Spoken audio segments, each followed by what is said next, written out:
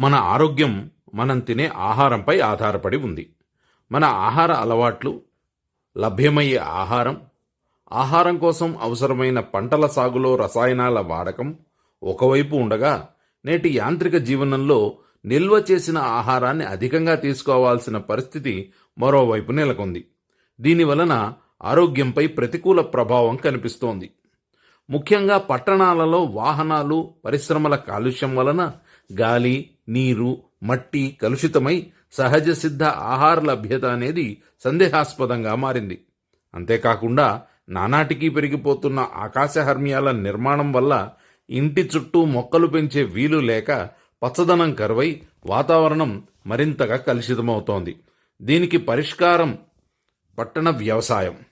పట్టణాలు, నగరాలలో అందుబాటులో ఉండే కొద్దిపాటి స్థలంలోనూ నివాస గృహాలపైన కుటుంబానికి అవసరమైన కూరగాయలు, పండ్లు, పూల మొక్కలు, ఔషధ మొక్కలు ఏడాది పొడవునా తప్పక పెంచుకోవాలి.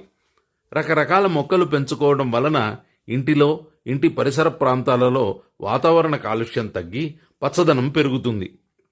ఇంటి దగ్గర పెంచే మొక్కలను రసాయనాలు, క్రిమిసంహారకాలు వాడకుండా సేంద్రియ పద్ధతిలోనే పెంచాలి.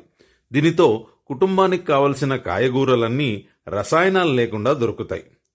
ఉద్యాన పంటలలో ముఖ్యంగా మనకి రోజు అవసరమైన కూరగాయలు, ఆకుకూరలు, తీగజాతి కూరగాయలే కాకుండా ఉల్లాసం కలిగించే పూలజాతి మొక్కలు, సువాసనలు వెదజల్లే తీగజాతి పూల మొక్కలు పెంచుకోవచ్చు.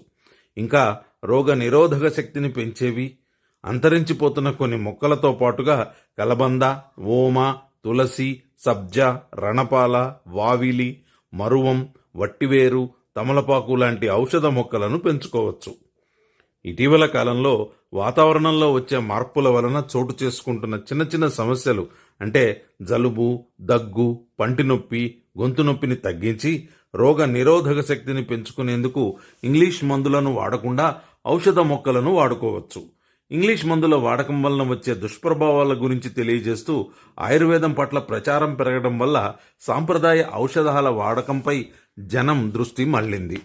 ఈ ఔషధ మొక్కలు ఇంటి వైద్యానికి, మిద్దె తోటలో ఆశించే తెగుళ్లు, కీటకాల నియంత్రణకు కూడా ఉపయోగపడుతున్నాయి.